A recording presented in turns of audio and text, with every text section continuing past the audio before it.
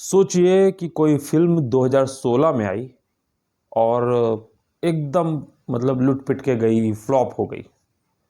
लेकिन 2025 में शायद ना तो फिल्म बनाने वाले डायरेक्टर ने कभी सोचा हो, ना एक्टर ने सोचा हो, ना हीरोइन ने सोचा हो और ना ही लोगों ने सोचा हो कि यही फिल्म जब 2025 में री-रिलीज़ होगी तो पर्दे फाड़ देगी, लोगों का दिल चीर देगी। लोगों की स्थिति ये हो जाएगी कि थिएटर हॉल में रोने लगेंगे। किसी को अपना पुराना प्यार याद आ जाएगा तो किसी को शायद अपने प्यार से जुड़ी हर वो एक बात, हर एक वो लम्हा याद आ जाएगा जो उसने जिया था। जी हाँ, आप समझ चुके होंगे कि मैं किस फिल्म की बात कर रहा हूँ। 2016 में आई थी सनम तेरी कसम। 16 करोड़ के आसपास के बजट में बनी थी, लेकिन ये फिल्म महज 9 करोड़ कमा पाई थी और उस समय फ्लॉप गई थी। लेकिन कहते हैं ना, जब रील थोड़ा-थोड़ा वायरल होने लगी तो 2024-25 तक आते-आते रील वायरल होने लगी सनम तेरी कसम की। और हर्षवर्धन राणे ने और डायरेक्टर ने नहीं सोचा होगा कि यार इस मूवी को री-रिलीज़ किया जा सकता है, क्योंकि तुम्बाड़ के साथ ये चीज़ हो चुकी थी पिछले कुछ महीनों पहले कि जब ये मूवी पहली बार आई थी थिएटर में तो फ्लॉप गई थी, लेकिन इस बार जब री-रिलीज़ की गई तो तुम्बाड़ ज़बरदस्त सुपर हिट बनी। कहीं न कहीं इसी को देख के और कई मूवीज़ थी जिनको री-रिलीज़ किया गया, उनके रिज़ल्ट भी अच्छे थे।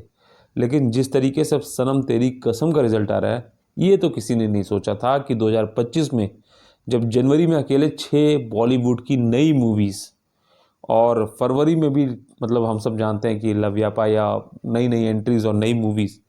उसमें सबसे का रिकॉर्ड तोड़ेगी सनम तेरी कसम। मतलब छावा जैसी मूवी आ चुकी है थिएटर में, लेकिन उसके बावजूद भी सनम तेरी कसम का ग्राफ बढ़ता चला जा रहा है।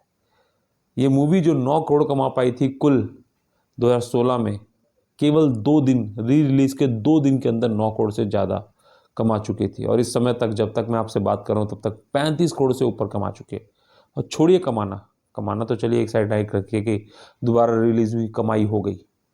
लेकिन जिस तरीके से थिएटर्स की वीडियोज़, फ़ोटोज़ आ रही हैं ना, वो दिल दहलाने वाली हैं। किसी को अपना प्यार याद आ रहा है, किसी को कुछ, क्योंकि ये कहा जा सकता है कि 2016 में जिसने प्यार शुरू किया होगा ना, 8-9 साल में बहुत कुछ बदल गया। और उससे पहले जब ज़िंदगी थी तो शायद फ़ेसबुक वाला लव और व्हाट्सएप वाला लव इतना अधिक नहीं था, या आकर्षण वाला लव इतना अधिक नहीं था। लेकिन 2013-14 के बाद से जनरेशन जैसे-जैसे बदलती गई तो ये चीज़ें भी बढ़ती गई और सोशल मीडिया भी लगातार हमने देखा है कि 2015-16 के बाद से काफ़ी तेज़ी से बढ़ा है।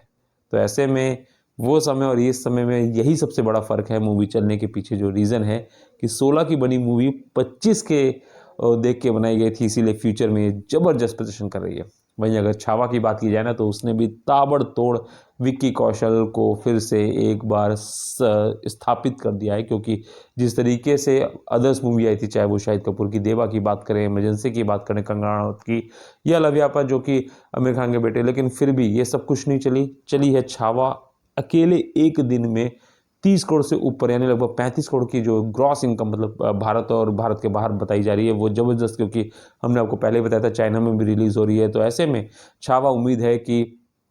2025 की सबसे बड़ी ओपनिंग तो बनी है, साथ ही विक्की कौशल के जीवन की सबसे बड़ी ओपनिंग मूवी है। मतलब इससे ज़्यादा आज तक विक्की कौशल की किसी भी मूवी को ओपनिंग में नहीं मिली थी, जहाँ पे 30 करोड़, 3 करोड़ 4 करोड़ तक मिली थी, लेकिन 30 करोड़ की ओपनिंग तो नहीं मिली थी। लेकिन ऐसे में छावा कहीं न कहीं और भी सुपर डुपर हिट होगी, क्योंकि अगर पहले दिन वो इतना कमा चुकी है तो आने वाले समय में अभी तक उसके फाइट में किसी ने ये नहीं सोचा होगा कि कोई नई मूवी होगी, सबने ये सोचा होगा, लेकिन उसकी फाइट में सनम तेरी कसम चल रही है रिलीज़। तो लेकिन फिर भी उसके दर्शक बंधे हुए हैं प्यार मोहब्बत वाले, तो चीज़ों को कहा सकता है कि छावा भी इतिहास रचेगी ज़रूर ही। लेकिन सनम तेरी कसम ने तो इतिहास रच दिया है। तो अगर आपने भी देखी है ना सनम तेरी कसम, तो कमेंट बॉक्स में ज़रूर बताइए कौन सा सीन या कौन सी बात हर्षवर्धन राणे की अच्छी लगी, क्योंकि आपको बता दें कि इस मूवी के रिलीज़ और हिट होने के बाद हर्षवर्धन राणे 2016 में जो मूवी में शर्ट पहने ना, वो पहन के घूम रहे हैं।